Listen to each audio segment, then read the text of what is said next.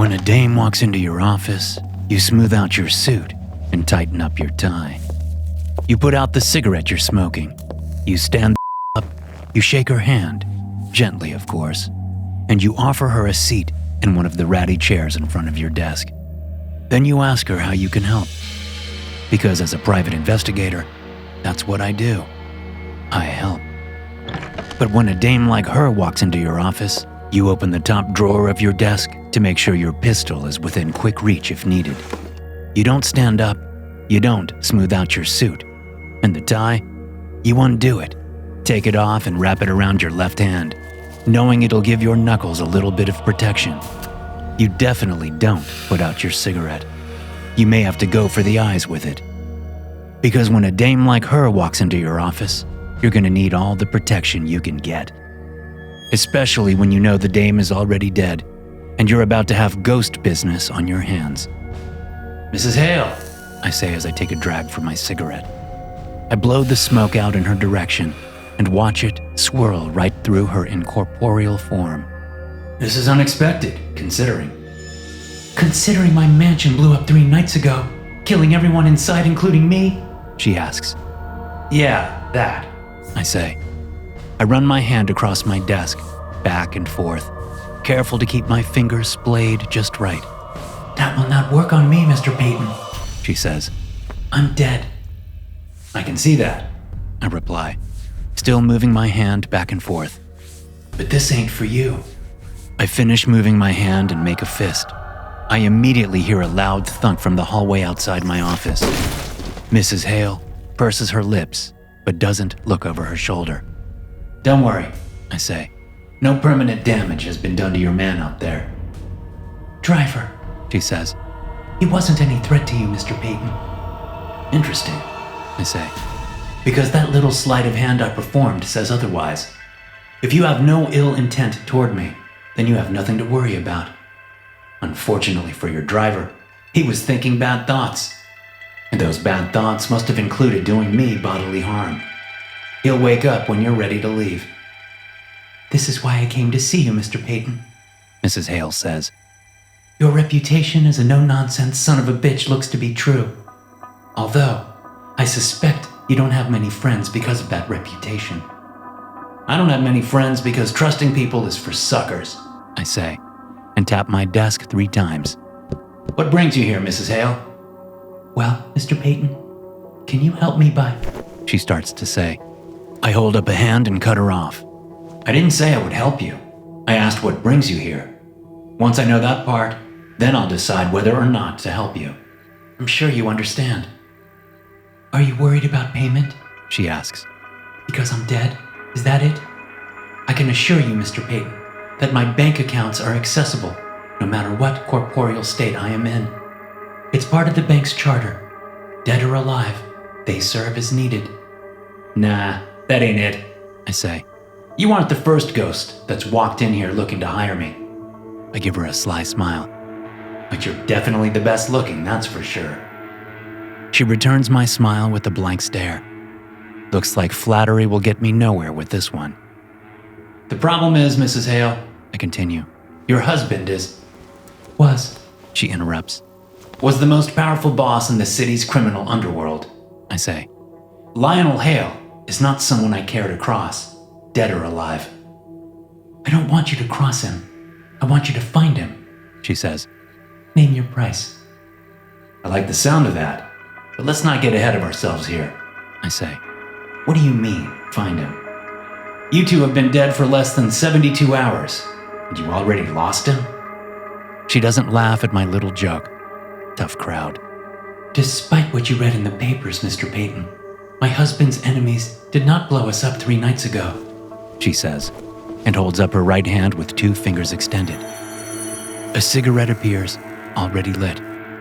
"Nice trick," I say, and realize she's got more going on than just being a ghost.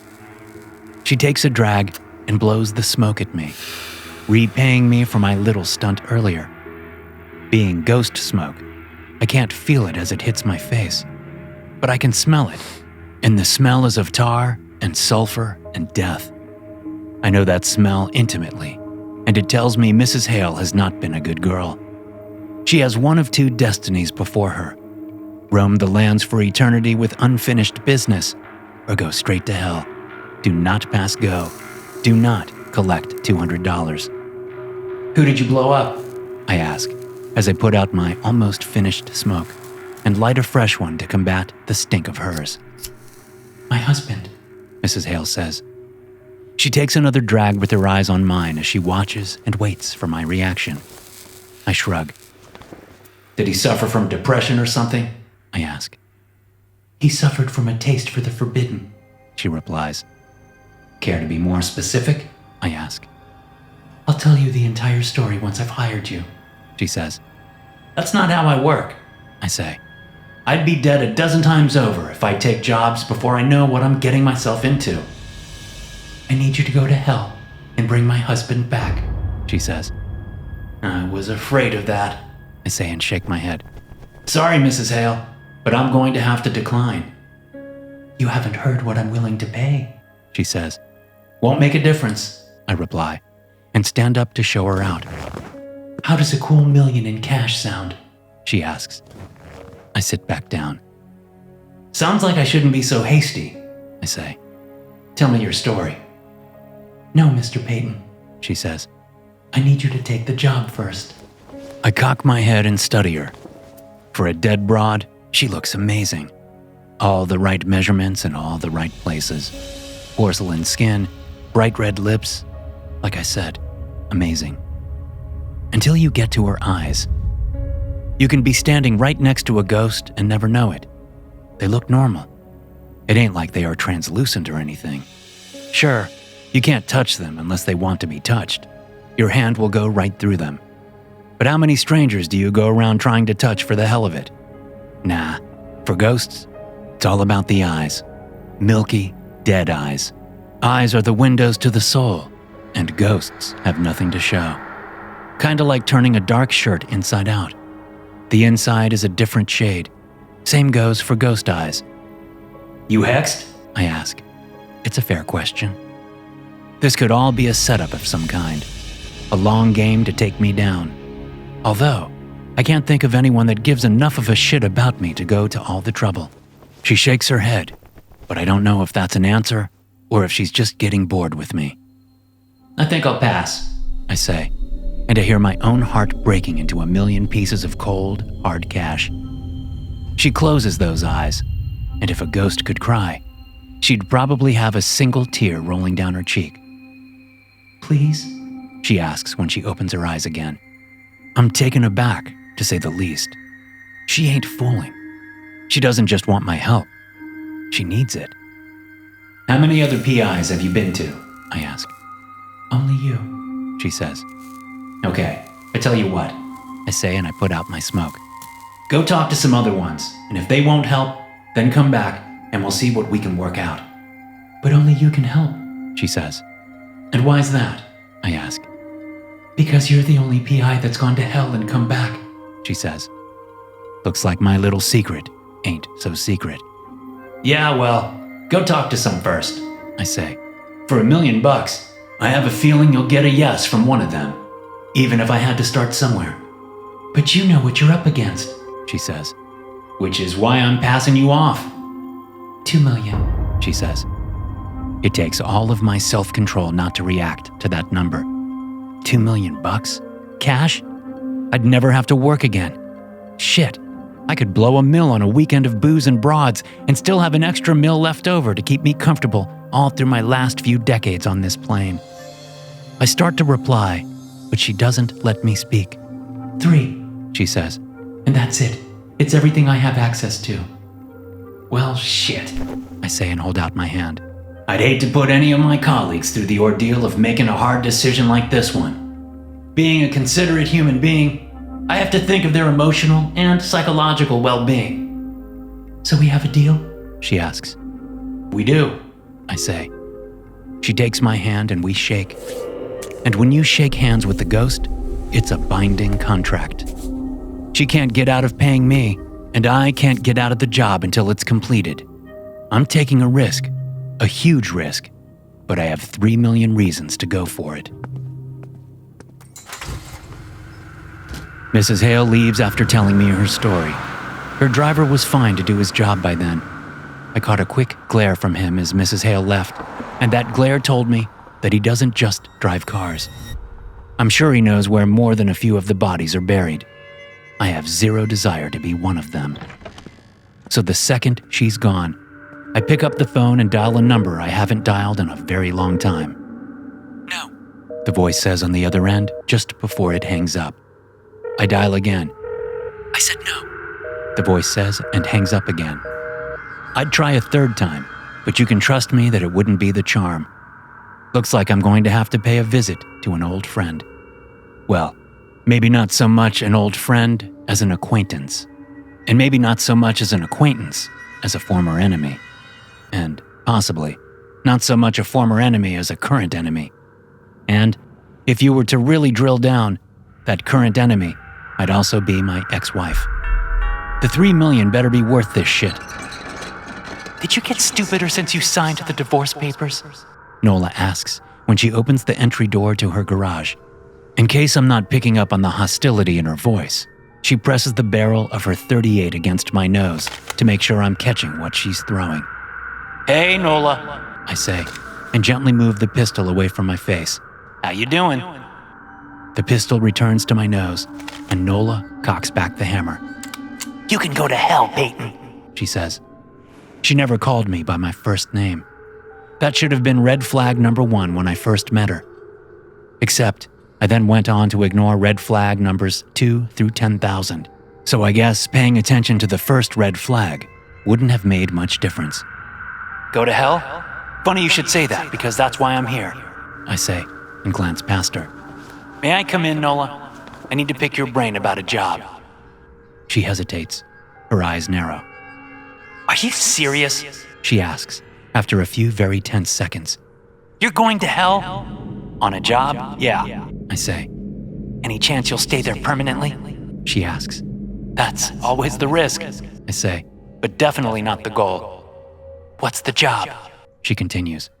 "And why would you think I'd help you with it?" "Let me answer that last question first," I say. $300,000. Cash. "Bullshit," she says. "Nope," I say. "This is the big one." "Oh, really?" she laughs. "The big one." "You've heard that before, I know," I say. "More than a couple of times, yeah," she replies, laughing. "I just shook hands with Gloria Hale," I say and wait for that to sink in. Nola is the opposite of Gloria Hale. She's alive, yes, but also in looks. While Gloria is that femme fatale type, what I'm sure is what attracted Lionel Hale to her. Nola looks more like she can work on your car's engine all day, then down a fifth of whiskey, throw on a tight black dress with stiletto heels, dance the night away, and get up the next morning at dawn and start the process all over again. I know from experience. I will say that I miss having a car that runs decently, but I don't miss the booze bills. With her fierce green eyes locked onto me, Nola scratches her freckled cheek and lowers the pistol. "How much is she paying?" she asks. "Obviously enough for me to offer you $300,000, I say. "What's the job?" she asks. "Can I come in or what, Nola?" I ask, trying to keep my cool. I hate it when she starts peppering me with questions. She takes a deep breath, pushes past me and looks around the street, then leans back and clicks her tongue. "Yeah," she says, and walks off inside her place. I give her a couple of seconds to get a few feet away before I step through the door and close it behind me. The place hasn't changed a bit. Nola doesn't live in an apartment or house or anything that would be considered normal by any standards. Although, who am I to say what normal standards are? I'm sure working folks all over the city live where they work. The garage holds 3 lift bays and 2 are occupied. One has a 38 Packard with the rear axle missing, and the other has a 42 Ford without any wheels. Nola walks past the lift bays and over to a set of metal stairs. She climbs quickly up to her office apartment. I follow at a respectable distance. I'm still not 100% sure she isn't going to shoot me. When we're in her office apartment, she sets her pistol down on her desk and walks across the room and plops onto the fold-up bed couch against the wall. You didn't have to tidy up for me, I say. Pretty sure you've never folded that couch up once since... I stop talking and listen. What's the job? Nola asks. She brushes a lock of her curly dark brown hair out of her face and tucks it back behind her ear. I don't respond. I'm still listening. What is that? I ask and get closer to the couch. Nothing, she says and twirls her hand in the air. What's the job, Peyton? Retrieval, I say. Mrs. Hale would like Mr. Hale back on this mortal plane. Not that either of them is still mortal from what I hear, she responds. Nola leans over and grabs a pack of smokes from the side table and lights one. She doesn't offer me one, so I fish my own pack out of my inside jacket pocket and light up. Then I drop my lighter. I kneel down to pick it up and glance under the couch. That's a lot of blood. It's the dripping from the couch I keep hearing. Plus, something else. Nola? I ask as I straighten up. Is there a body in your bed? Couch, she says. That's the story you're going with? I ask, then take a drag off my smoke. Nola and I watch each other for several minutes without saying a word. You're not going to tell me whose body it is, are you? I say, breaking the silence. Don't know what you're talking about, she says. I also don't know why you're here bugging me. Spill it, or get the fuck out, Peyton. You said something about retrieval. Why? If I was that broad, I'd spend every day celebrating. She's rich and her scumbag husband is in hell. I'm not seeing a problem. I'm not either, I say. But she's not paying me to find problems. She's paying me to go get her husband. Can't be done, Nola said. He's gone to hell. That's the end of it. He wasn't sent to hell, I say. He was taken there willingly. Willingly? Who the fuck goes to hell willingly? Nola asks and takes a drag of her cigarette. She blows the smoke up at the ceiling as she stands up and goes to her desk. A bottle of brown liquor and 2 glasses are pulled out of a drawer and set on top of the desk. Pour us a couple, will you? Nola says, then returns to the couch. You were standing right there, I say as I walk to the desk and pour 4 fingers into each glass. Then I add an extra finger in mine, since I know things are about to get dicey. Thanks, Nola says when I hand her the glass. Keep talking. I sip my drink and nearly spit it out into the glass. What the fuck is this? What? You don't like it? What is it? Because it sure as fuck isn't whiskey, I say and set my glass back on the desk. A concoction I came up with, Nola says and sips her drink. Her eyes flash red for a second, then mellow back out. Helps keep things on the up and up. Damn it. Just, god damn it. She better not ask me how much. So, Peyton, you've offered me $300,000, Nola says, setting her glass down on the end table as she tucks and crosses her legs up under her on the couch. What percentage of the whole take is that? 10, I say, unable to help myself. Damn you, Nola. A truth potion? Really? Are you 8 years old? To be fair, Peyton, I drank some too, she says. You've got questions? Fire away. Will you help me get into and out of hell? I ask. Yep, she says. For half. No way. Half, she insists. No way, I insist back. Then good luck getting into hell, she says, and leans back with a wide grin on her face. 25%, I counter. You always were bad at math, she responds. Come on, Nola, don't ruin my big break, I say. You're the one being greedy, she says. Every ounce of me wants to slap that superior twinkle right out of her eyes. 50%? It's like getting divorced all over again. Nola picks up her drink and takes another sip. Ask me again how much it'll cost you to get into and out of hell, she says, when she sets the drink back down. Half? I ask. Exactly half, she says, and that's no lie. So stop dicking around with these bullshit negotiations and tell me what you're up against. The mistress is a demon, I say. 6th ring. Nola stands up and stomps across the office. She gets right in my face and starts jabbing me in the chest with her finger. You want us to go to the 6th ring of hell? She nearly roars. That's the heretic's ring, Peyton! Yeah, so? I reply. I know why she's mad. I'm just goading her. It couldn't be the 5th or even the 8th, no! She says, and stops jabbing me in the chest. She gives me a hard shove, and I stumble back a couple of steps. No! Peyton has to go to the most fortified ring in the entire underworld. That's the job, I say. So, can you help or not? Yes, She says. but I want no. I snap, and this time, I jab her in the chest with my finger. You said half, the deal is half, or I find someone else. Half it is, She says and smiles. tell me everything. I shake my head and laugh, then nod at the desk. You got any real booze in there? I go and search the desk drawers until I find a full bottle of Irish whiskey.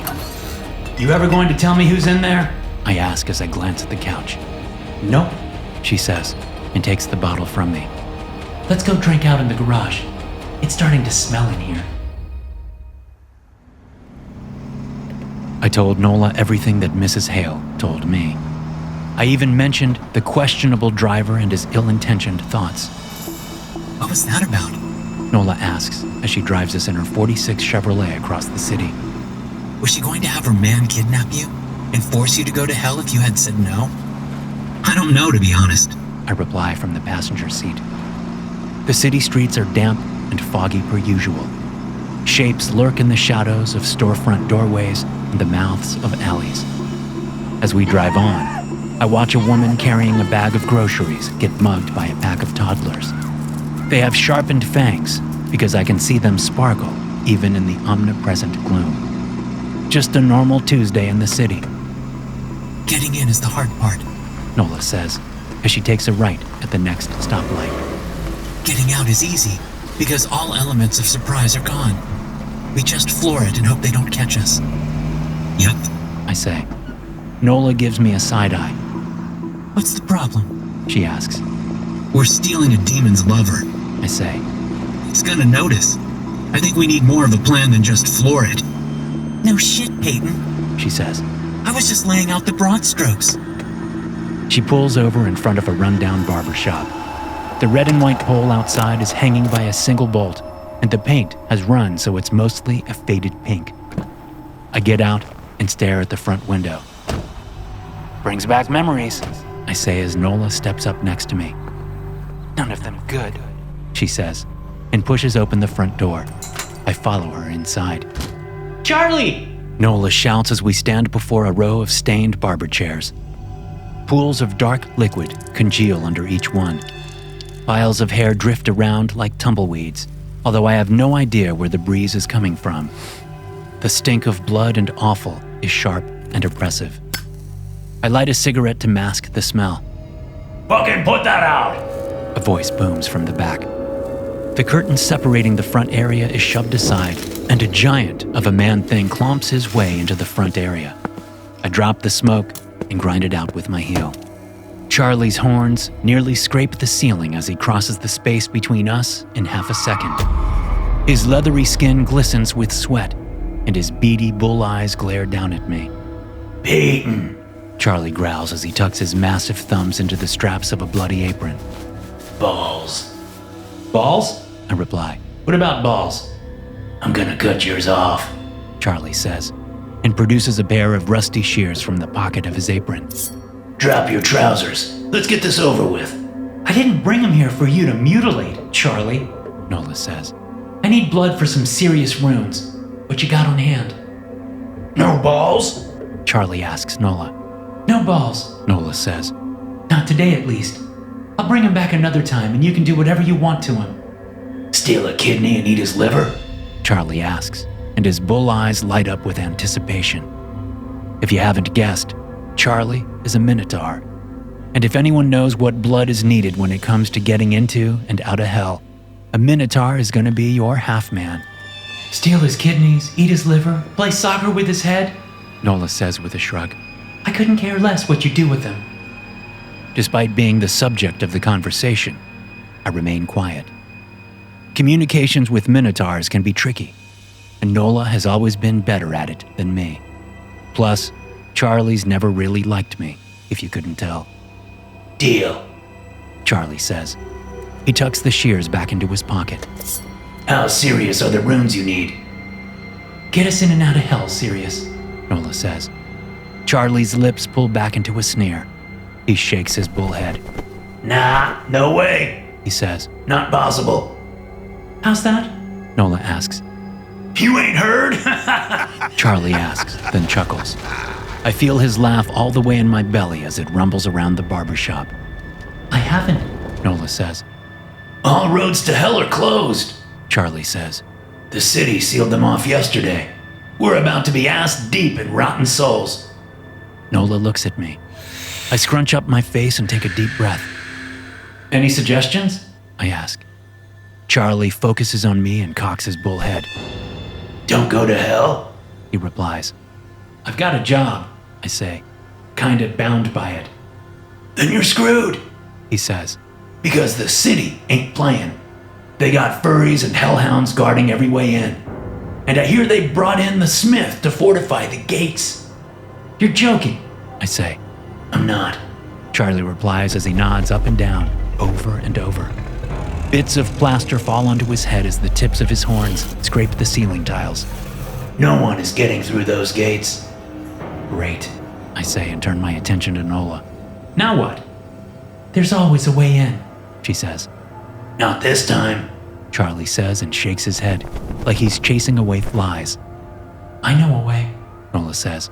I'm going to need 3 gallons of Corsican blood. You got that kind of scratch on you? Charlie asks, and crosses his muscular arms over his even more muscular chest. Because there's no way 3 gallons of Corsican is leaving this place on credit. Nola pats my arm. Peyton will cover it. She says. I will? You will. Nola says. How much we talking, Charlie? $6,500 for the blood, and another $2,000 for the deposit on the jugs. Charlie says. He holds out a hand, palm up. Payment in advance. Nola whistles and laughs. I do not. $8,000? I ask. $8,500. Charlie replies. Cash. No cash, no blood. Be right back. I say, and leave the barber shop. I walk to Nola's car and open the passenger door. My bag is on the floor. I unzip it quickly, grab out a manila envelope, and count out the cash. I had a feeling there'd be some payoffs along the way to hell, but I didn't expect half my stash to be gone in one deal. I stuff the cash inside my jacket pocket, then close the door and take a look around. They're sneaky, but I catch a sight of them half a block down, trying to hide in the doorway of an abandoned bookshop. They were easy to spot. No one reads anymore in the city. When I get back inside the barber shop, I give Nola a sharp look, then cock my head toward the street. How many? She asks. 4 or 5. There might be more. What are they? Possibly goblins. I say. Could be haints, though. I couldn't get a good look. Big difference between goblins and haints, Charlie says, his hand still held out. You got the cash? I take the money from my pocket and place it in that huge hand. The cash is gone into the apron pocket in the blink of an eye. Be right back, Charlie says, and slips through the curtain and into the back room. Nola pulls out her .38 and checks the rounds. I pull out the .45 from inside my jacket and check the magazine, then chamber a round. Goblins we can put down, Nola says. No problem. But if they're haints, then we're making a run for it. Sounds good, I say. Does it? Because it sounds like shit to me, she says. Any further words either of us may have wanted to say are drowned out by the ear-splitting scream of agony that comes from the back room. Shut up! Charlie roars. You pay one way or another. The screams continue for several minutes, then slowly die down until all we can hear is quiet whimpering.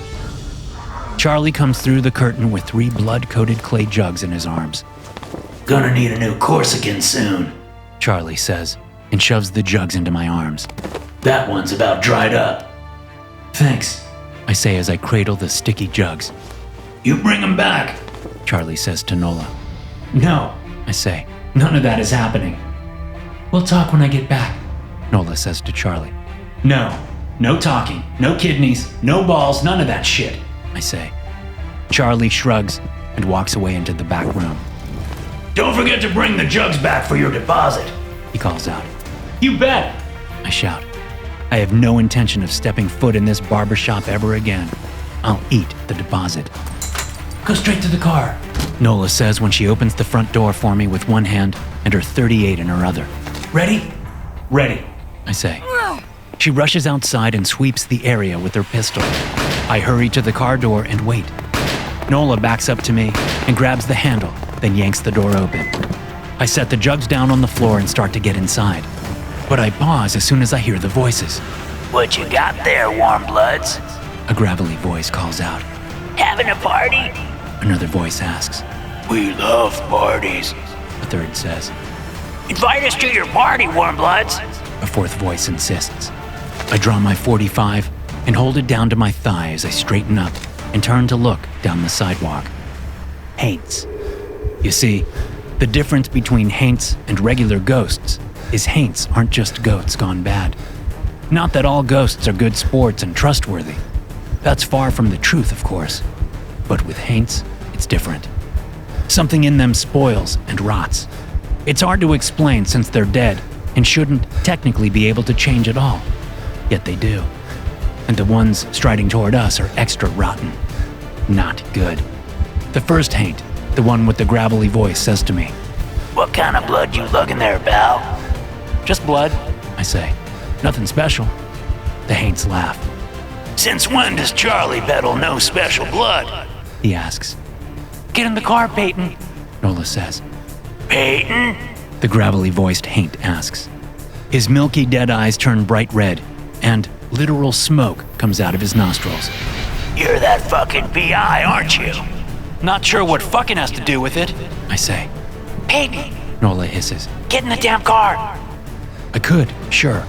That would be the smart thing to do. But now the haint has me curious. And everyone knows curiosity kills cats and PIs. The problem is satisfaction only brings cats back. PIs don't have 9 lives like the feline set of the city do. You've heard of me? I ask. Peyton! Nola shouts. Shove your ego up your ass and get in the fucking car! Your lady is getting upset, Peyton. The gravelly voiced haint says. What have you heard? I ask. The haint glares at me. I'll let you have a taste of the blood if you tell me. All of the haints' eyes light up like Rudolph's nose on Christmas Eve. A whole jug. The gravelly voiced haint says. No problem. I reply.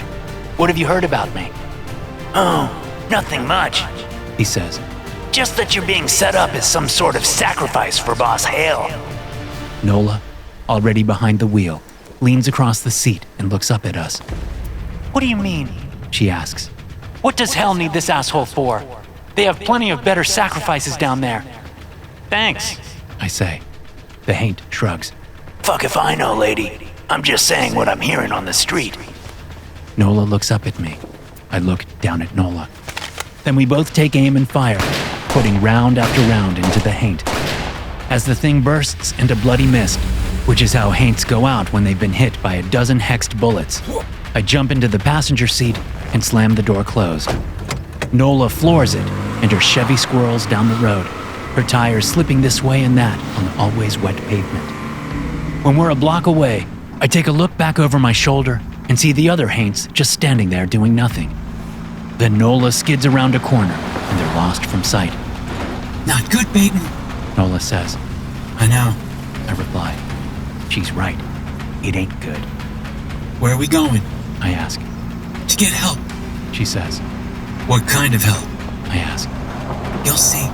She says. First we work this shit out. Tell me everything about Mrs. Hale. I already did. I say. And I've gone over it 1,000 times in my head. No red flags?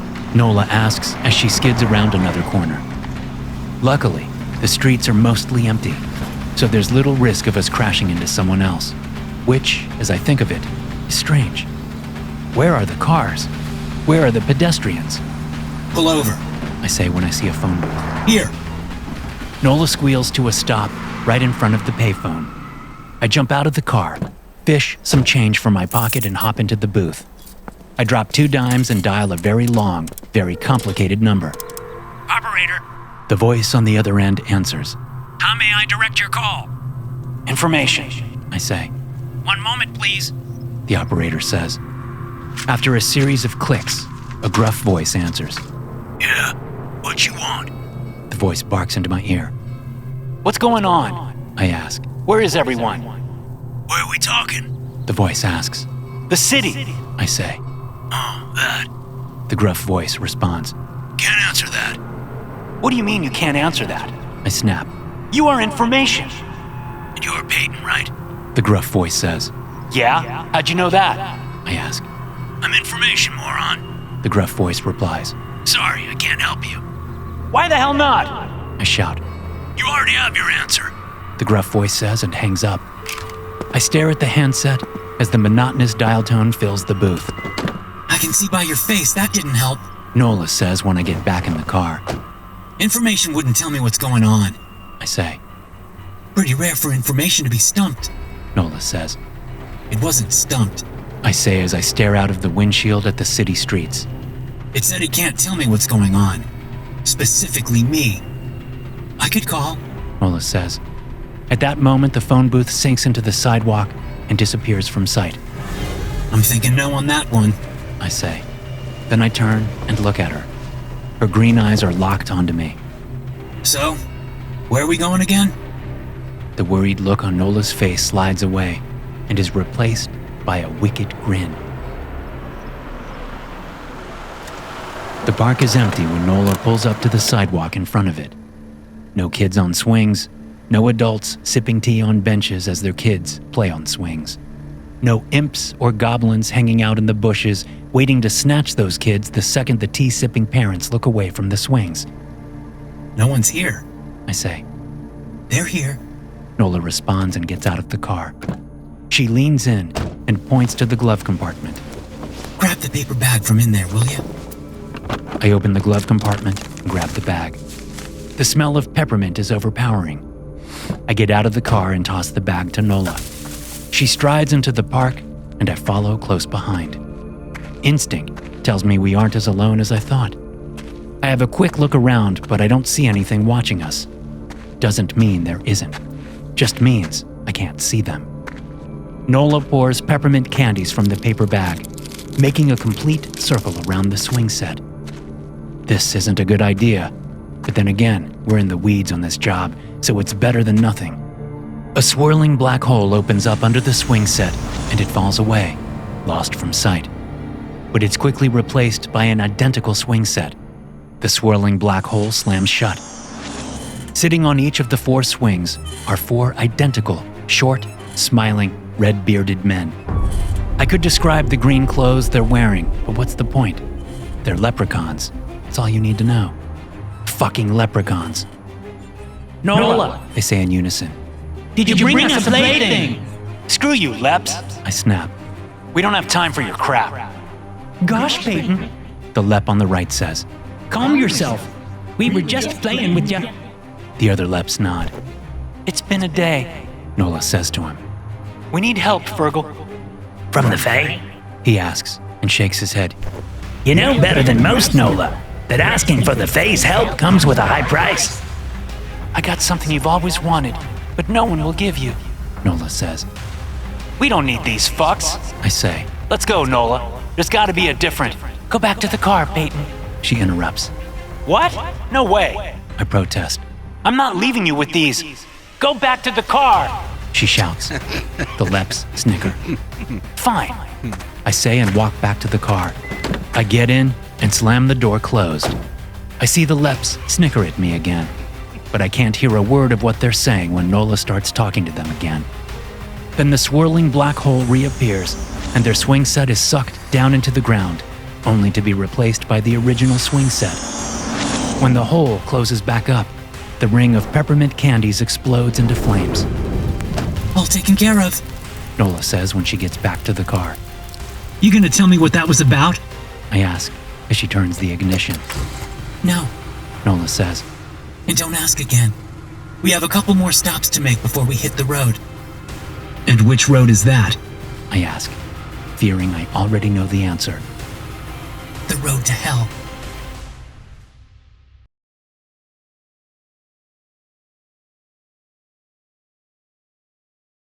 The back seat is full of gear.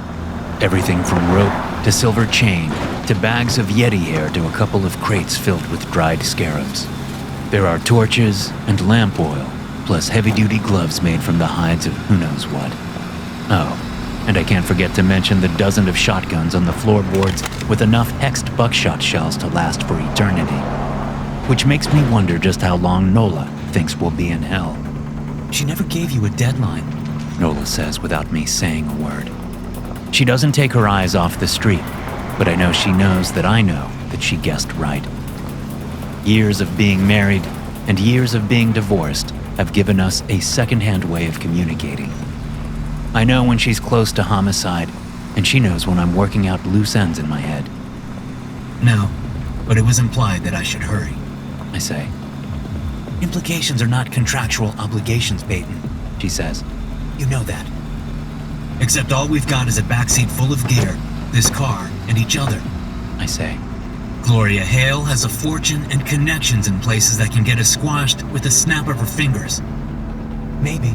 Nola says and shrugs. Then she slows the car and stares out the windshield at the grove. Not too late to try to find a different route, She says to me as the ominous trees sway in the wind that has started to pick up. It'll get a whole lot worse before our journey's over. Is there a different route? I ask. No. She says. She's right. We checked. We drove past every single way out of or into, depending on how you look at it. So the grove it is. Technically, the grove is in the center of the city, but that's simply an illusion of placement. The grove is really everywhere and nowhere, That oak on the right has walloping on its mind. I say, and point to a twisted white oak off to the side of the road. Nope. Nola says and gets out of the car. She leans in and holds out a hand without looking at me. I sigh and pick up one of the blood jugs, then give it to her. Nola takes the jug and opens it as she moves around to the hood of the car. She dips her fingers into the Corsican blood and begins painting runes all over the hood. Then she moves to the front bumper, the fenders, the doors, and finally the trunk, which we left empty for Lionel Hale's ride back to the city, hence why the back seat was filled to the brim. When Nola is finished, the 3 blood jugs are empty of almost every drop of Corsican that they hold. Nola hands the empty jugs back to me, one by one. I carefully set them at my feet, not that I'm ever going back to see Charlie and get my deposit back. I like my kidneys and liver and the rest of me intact, but you never know when 3 empty blood jugs might come in handy, especially in hell. Back behind the wheel, Nola puts the Chevy in drive and slowly presses the gas. We enter the grove and pass the mean-looking white oak without incident. That's about as lucky as we get. Black smoke on our right. Nola says. I see it. I say, and reach back behind my seat to grab a shotgun. I roll my window down, and the distinct smell of rotting plant matter and damp, mildewy earth fills the car. Looks like a hag. I say, and rest the barrel of the shotgun on the window frame. Where there's one, there's two. Nola says. I know that. I snap. Then shoot them. She snarls. I'm going to. I shout. But you haven't. She shouts back. Our divorce wasn't much of a surprise. The car picks up speed and the black smoke matches us as it flies between the gnarly trunks of the grove's corrupt trees. I look out of Nola's window and see a matching cloud of black smoke on that side. First clearing is coming up, Nola announces. We don't want to get caught out in the open with 2 hags on our ass. I have this covered, I say, and take aim with the shotgun. The hag is good. She knows how to time her cover behind the tree trunks just right, so I can't ever quite get a clear angle on her. But I don't need a clear angle with hexed buckshot. I lead her like a duck, then open fire. Flames explode around a corpse of birch trees, and a scream filled with a mixture of pure rage and intense pain hits us, making Nola swerve. The black smoke on the left dives at us.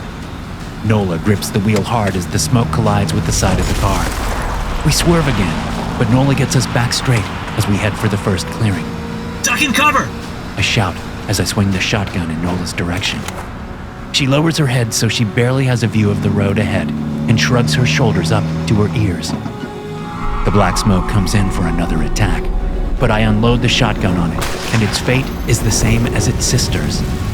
Flames explode against the side of the car, and the heat is intense. I strip off my jacket and reload the shotgun. Nola slowly straightens up, her eyes locked onto the clearing that we are about to burst out into. Nola doesn't need to tell me what to do. I crawl into the back seat and wedge myself into the gear. Then I make sure the shotguns are all ready and close at hand. 3, Nola calls out. 2, 1. The trees thin and then disappear as the car drives out into a wide open meadow where black grasses sway in the wind, and 100 angry zombies rush for us. There's never a point where I don't have a shotgun in my hands. I'm either firing a shotgun, loading a shotgun, or using the butt of a shotgun to smash in a zombie's face when one gets too close to the car for comfort. Heading back in! Nola shouts. The zombies slow their pursuit of the Chevy. They aren't allowed within the trees themselves. You holding up? I ask Nola. I don't have much of a choice. She replies. That's not an answer. I say. Is fuck off and let me drive answer enough for you? She replies. Yep. I say, and climb back into the passenger seat. I have 2 shotguns with me this time. What little light that had filtered down through the trees is gone, and Nola switches on the headlights. Then she slams on the brakes as we almost collide with something made of tentacles that is taking up the entire road. Can we ram it? I ask. Nola looks over at me like I just said the dumbest thing a person has ever said.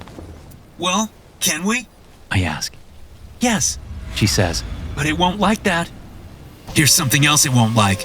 I say and lean out of my window with a shotgun. The shotgun is snatched away by one of the tentacles. I duck back and roll the window up. You thought that would work?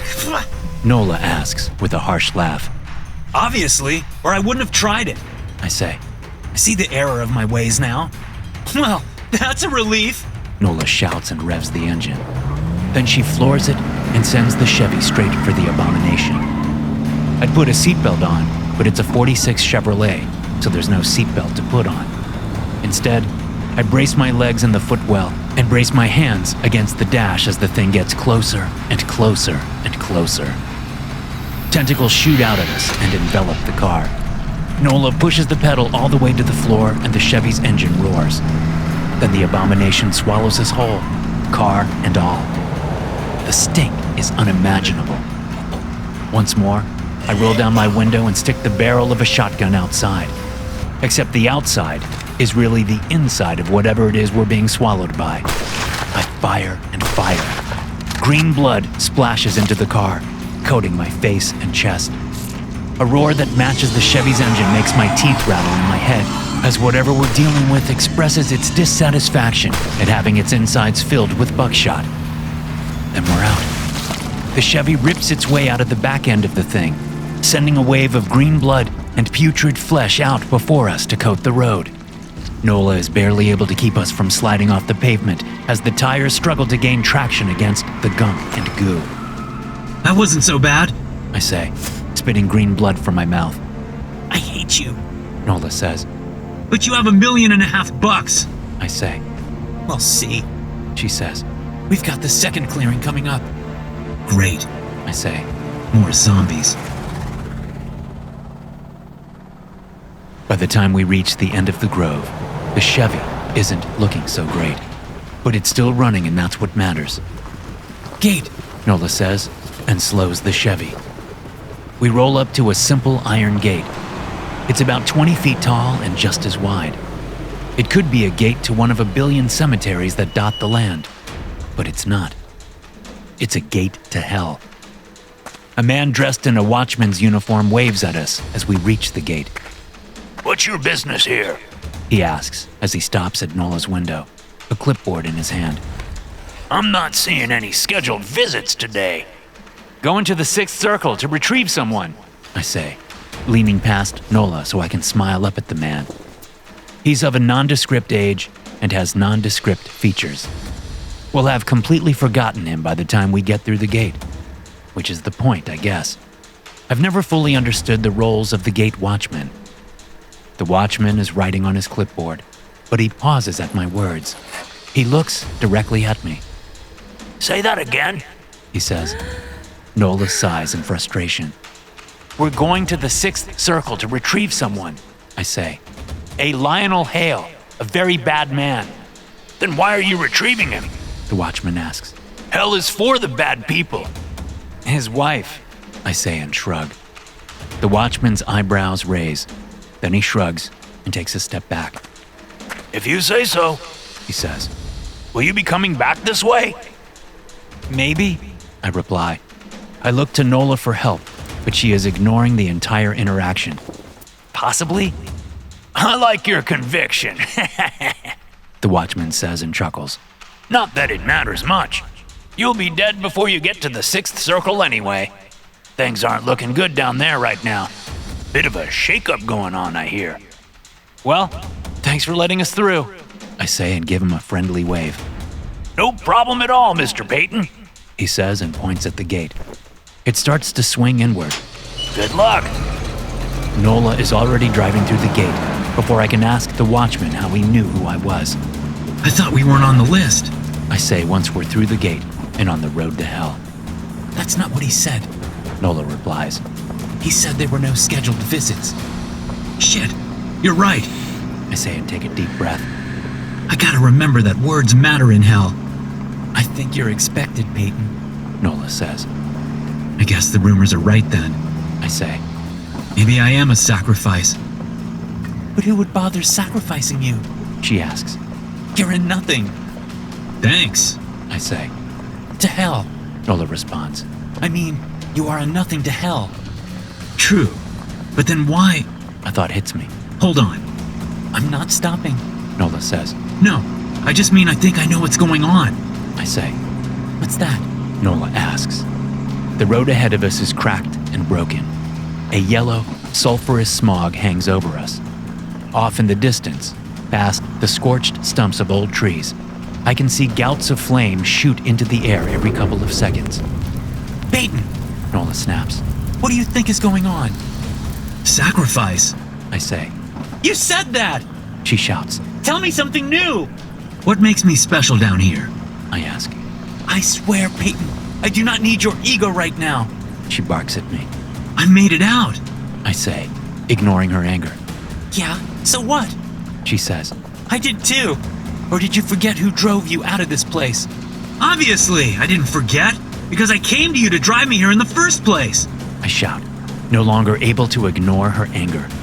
In fact, what I really want to do is pick up one of the shotguns and put the barrel against her temple and just pull. Whoa, I say, cutting that train of thought off. it's starting to seep in. Nola almost shouts something at me, but her jaw clamps shut instead, and her eyes go wide. She glances around the landscape, which is now changed to a flat plane of black glass with bone-white hands sticking up through it. And, yes, they are waving at us. I'm surprised they aren't giving us the finger. No, wait. There they go. Same thing happened last time. I say to Nola. We were at each other's throats. More than usual. She adds. More than usual, yes. I agree. So why are you a sacrifice? She asks. That part, I don't know. I say. But if I had to guess, Go ahead and guess. She says. Might as well be useful for something while I do the hard work. I let the barb go, because I know if I respond, we'll probably kill each other.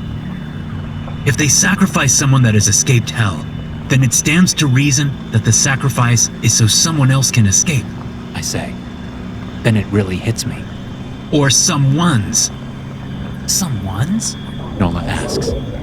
The landscape has already shifted to a desert made of blood-red sand, piled into massive, mile-high dunes on either side of the road. Every couple of seconds, I see a gigantic eye open up at the base of a dune.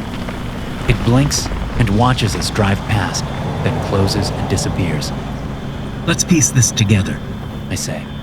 Hale's mansion was blown up 3 days ago, killing Lionel Hale and Gloria Hale. 4 days now. Nola says. 4 days ago, I continue. Lionel is whisked off to hell by his demon lover, but Gloria has enough wherewithal to seek me out and hire me to bring her husband back. For $3 million in cash. Nola says and shakes her head. We aren't seeing a dime of that cash, are we, Peyton? Maybe not, I say. Did you get a retainer at least? She asks. No, I say. she razzled and dazzled me with the 3 mil. Or she razzled and dazzled you with her other assets. Nola says. She's not my type. I say. Not type? What the fuck does that mean? Nola asks. I don't have a type per se, I reply. but I have a not type, and she's it. If you say so. She says, then slams on the brakes. I lurch forward and grab the dash with both hands to keep from splitting my head open. Crap! I say when I see why we've stopped.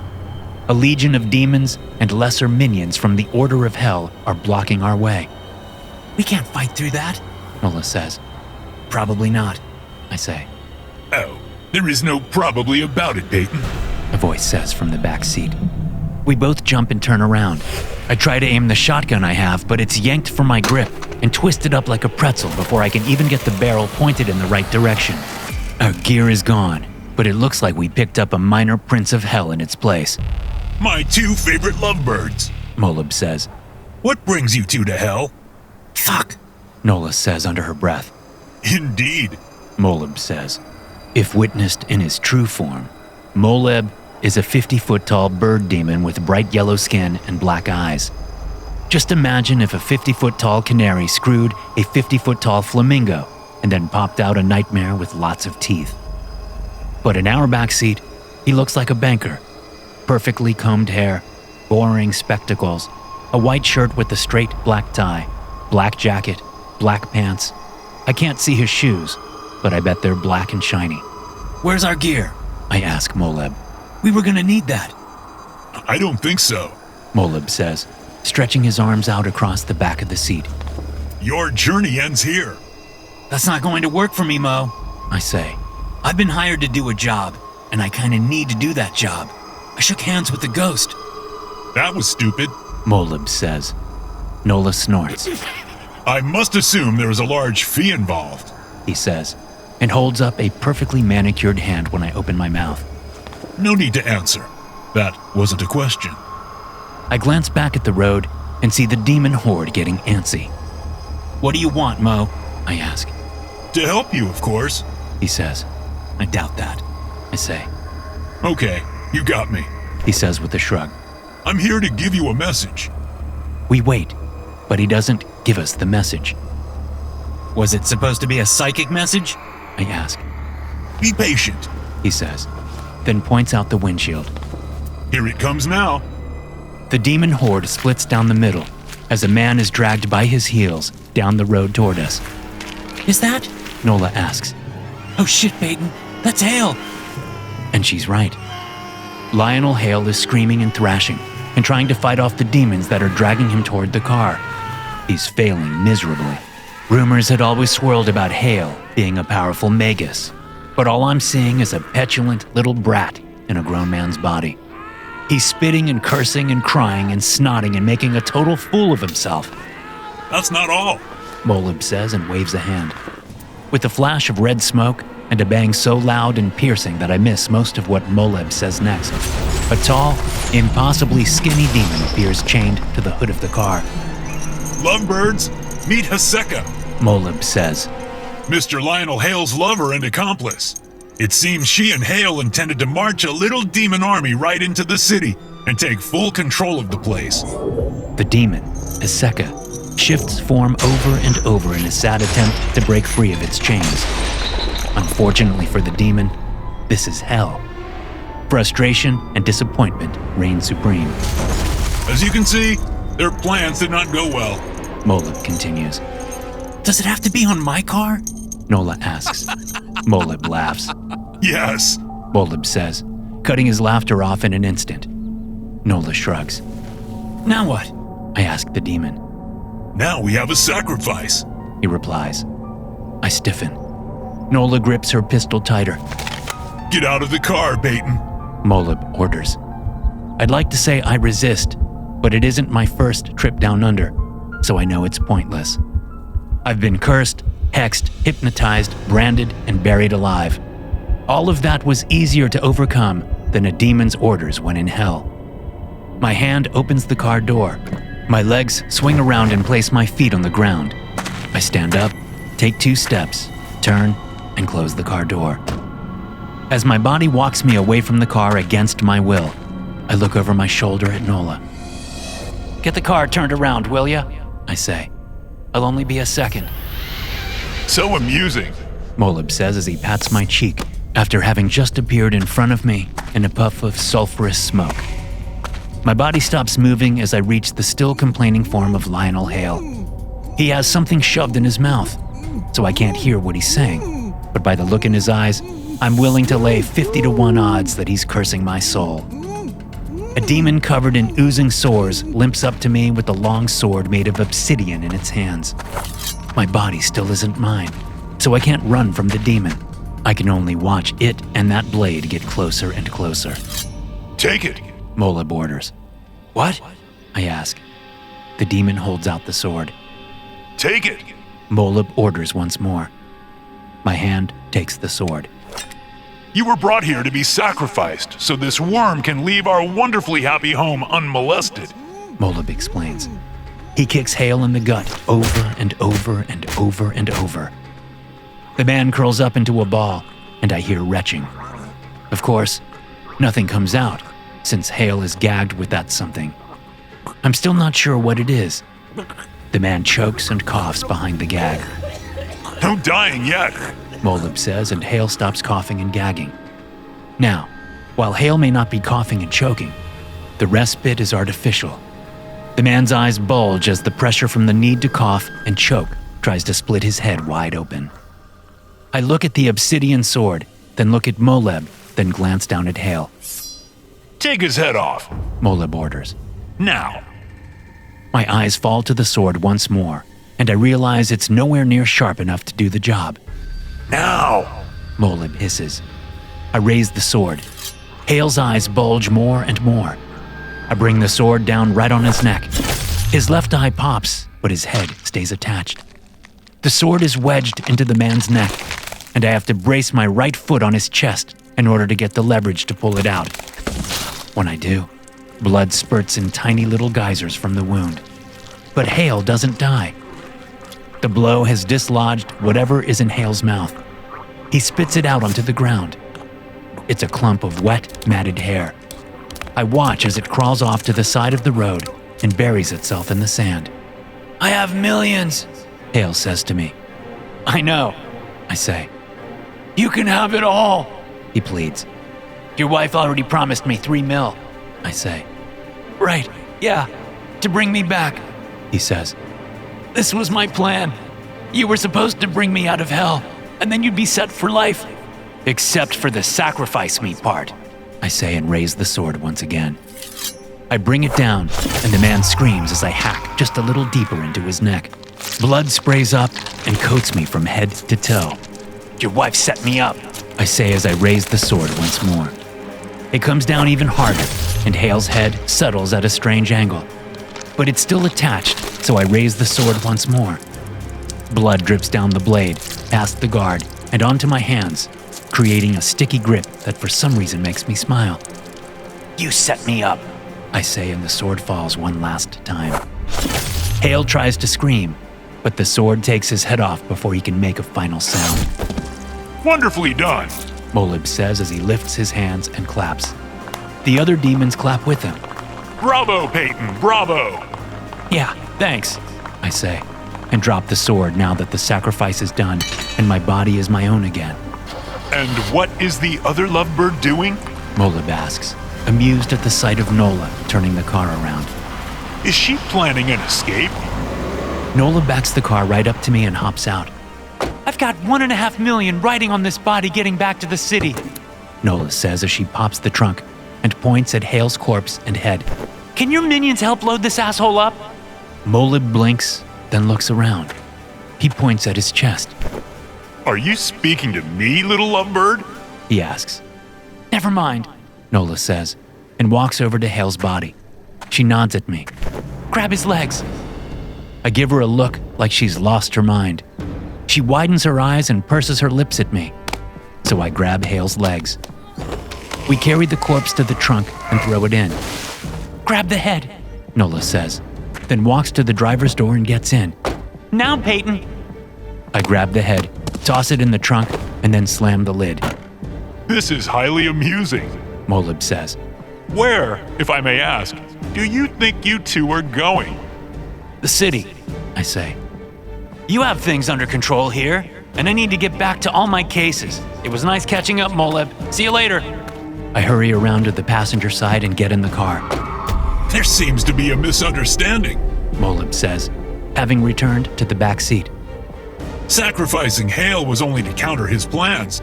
Hundreds of thousands of traitorous demons that had pledged allegiance to Heseka are now piles of ash. Nothing like a hellish beheading to sort things out. He yawns and stretches his arms. But that doesn't mean your business here is finished, Peyton. He continues. You leaving once was a fluke, an oversight. Those responsible were dealt with horribly. Nola and I share a look as her hand reaches for the door lock.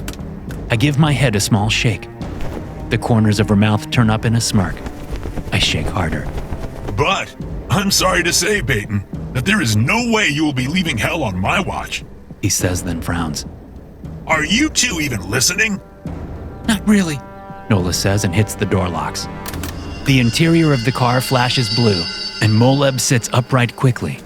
He hisses when he grabs one of the door handles. Yellow smoke drifts up from his palm as he stares at the damage. How are you doing this? He asks, then tries the other door with the same results. How are you doing this? Demons aren't the only one making deals. Nola says as she starts the car up and puts it into drive. What does that mean? Moleb snarls. Nola floors it as 4 leprechauns appear in the back seat, 2 on each side of Moleb. Hey! He says and growls low. You will regret this, all of... One of the leps punches Moleb in the face. His nose explodes and black blood coats the inside of the car. What the fuck? He shouts. You can't touch me in hell!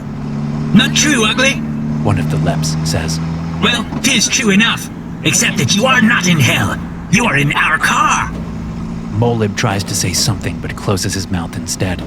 He glares at me, and I give him a sorry smile. To be fair, I didn't know about this. I said.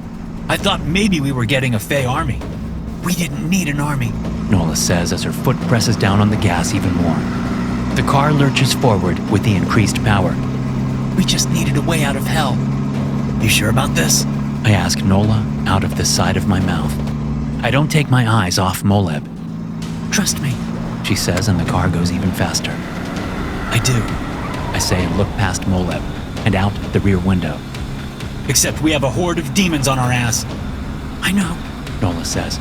Relax. May I offer my own deal? Moleb asks. No! Nola and I shout in unison.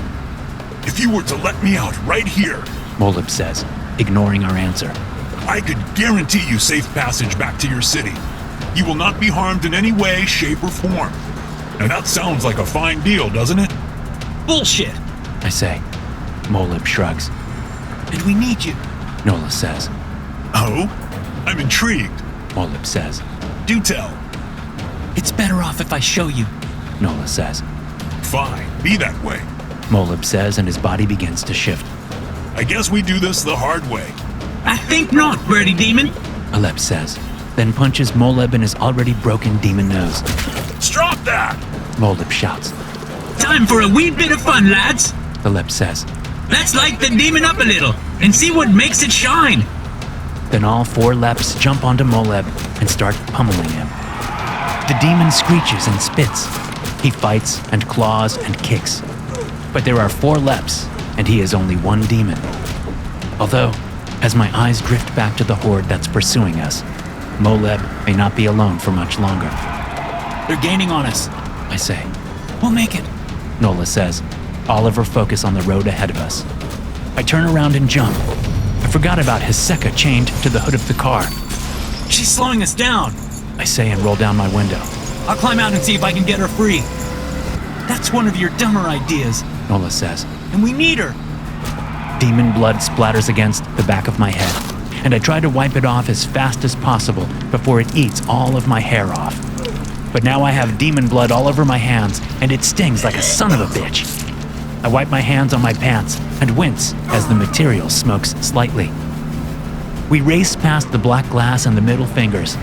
We race past the gouts of flame. I look back, and the demons are literally a hair's breadth away from the back bumper. Then one of them leaps from the horde and lands on the trunk. Can I do something now? I ask as I pick up a shotgun. Sure. Nola says. Good. I say and turn in my seat. I take aim at the rear window. You all may want to duck. The leps hit the floor, but Moleb is too dazed to respond. One of the leps reaches up and pulls him down flat onto the seat. Thanks! I shout just as I squeeze the trigger. The rear window explodes and glass peppers the demon that jumped on the trunk. It hisses and grins and tries to climb in through the opening.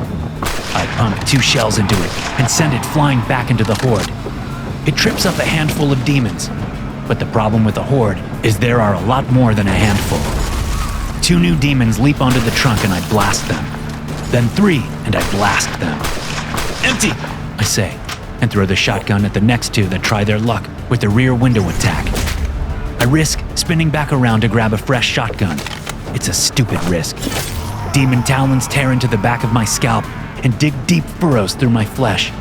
I don't even bother to turn around. I jam the barrel of the shotgun over my shoulder and squeeze the trigger.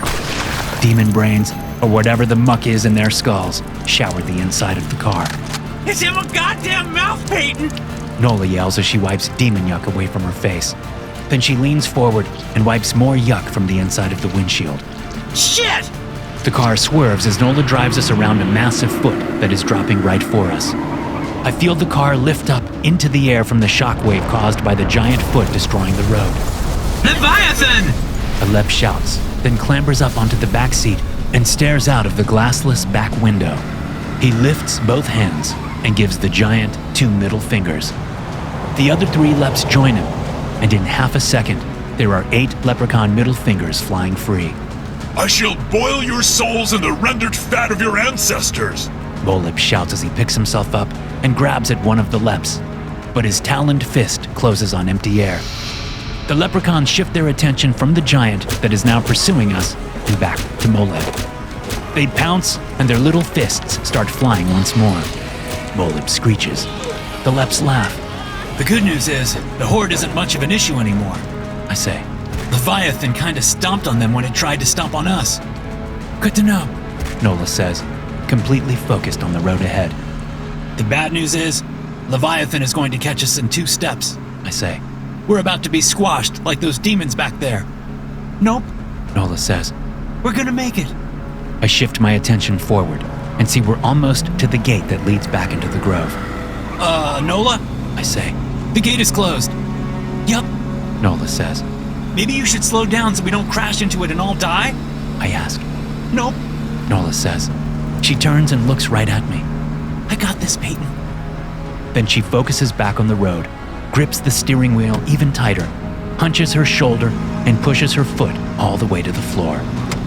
A massive footstep shakes everything, and Nola struggles to keep the car on the last bit of road left before we crash right into the gate. You're not scheduled to leave! The watchman shouts at us as we pass him at full speed. Then the front of the car hits the gate, and it breaks wide open. Haseka screams as her demon body explodes into flames, then scatters into a billion cinders that fly up into the air. A split second later, there's a screech from the back seat, and the inside of the car is filled with more flames and cinders. I struggle to put out the hundreds of tiny little cinders that have landed on the car's upholstery and on my clothes. But all the smoldering material is the least of my worries as I feel another massive footstep shake everything. It's gonna get us! I yell. Not anymore, Nola says and brakes hard. She spins the wheel and the car turns a full 180 degrees, so we're now facing the gate, which is closed again. 1 demon to open the gate, 1 demon to close it, Nola says with a smug grin. The leps lean over the front seat, and we all watch as Leviathan tries to step over the gate, but is repelled by the power of hell itself. The beast roars, and the few windows left intact in the car shatter. We'll want everything fixed. Alep says just before the 4 of them disappear. What does that mean? I ask Nola.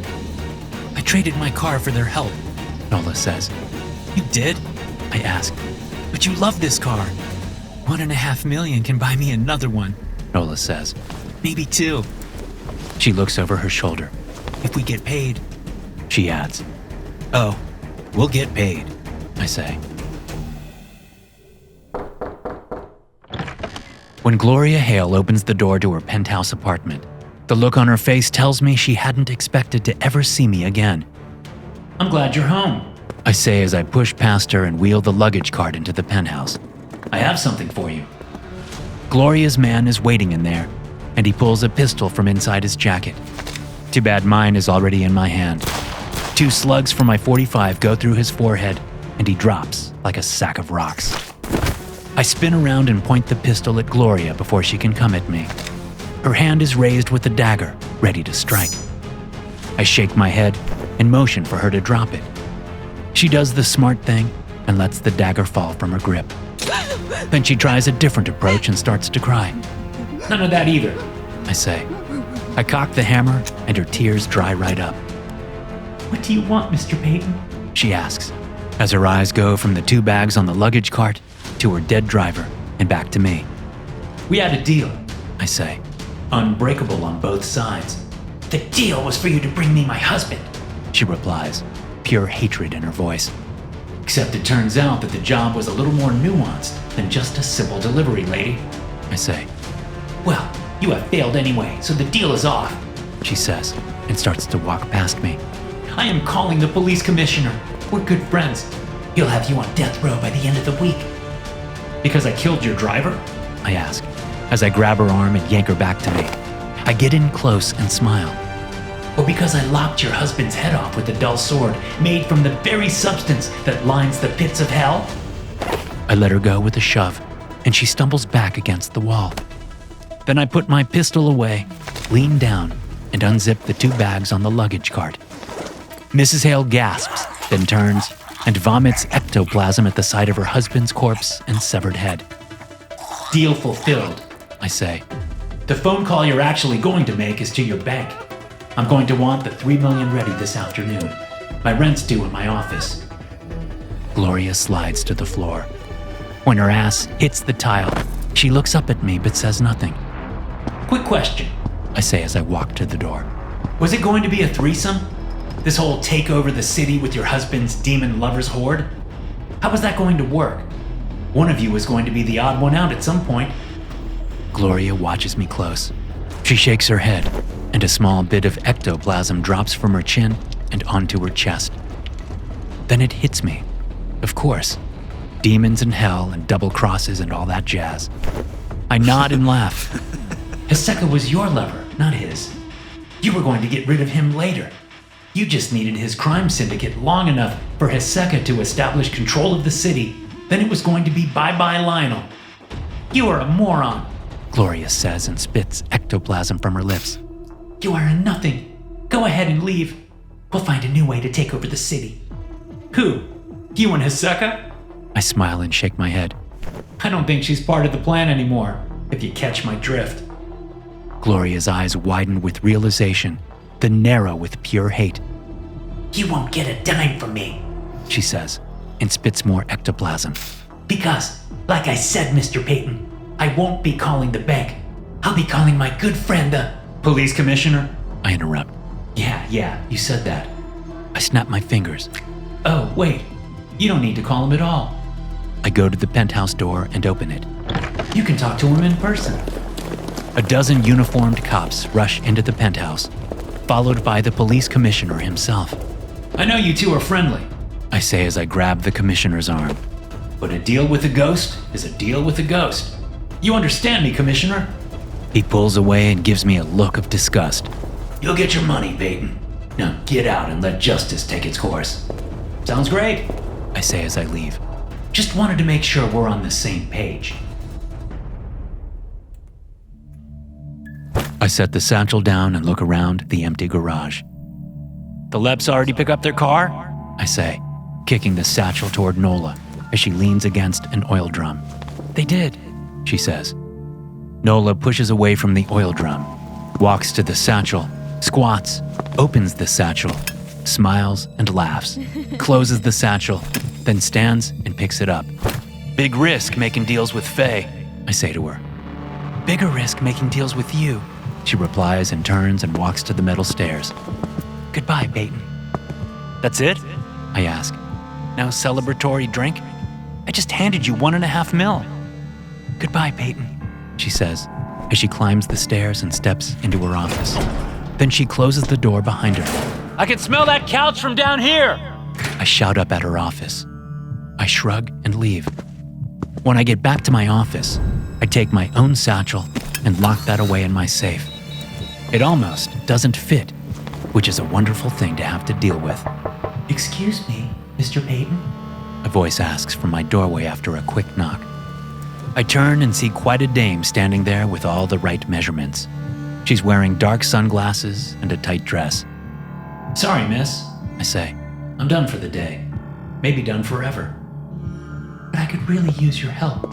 She says and crosses to my desk. Isn't that what you do, Mr. Peyton? Help? I glance at the safe. I look back at the dame. I glance at the safe. I'm either an idiot or I really love what I do. Have a seat, I say, and gesture to one of the ratty chairs in front of my desk. Looks like I'm an idiot. But before we get started, I say. Can you take your sunglasses off? Okay. She says and does so. No milky eyes. You aren't a ghost, so that's good. I say. You wouldn't happen to be a demon, or a demon's lover conspiring to sacrifice me on an altar in hell, are you? Of course not, she says. No. I need you to find my brother. He's taken up with a bad crowd. But no demons, right? I ask. Because I've had my fill with demons for a while. No, it's a gang of haints, she says. Oh, haints I can handle, I say and light a cigarette. I might even know the gang. How about you start from the beginning? Thanks for listening. If you enjoy these stories, be sure to subscribe to the podcast and check out some more of my episodes here.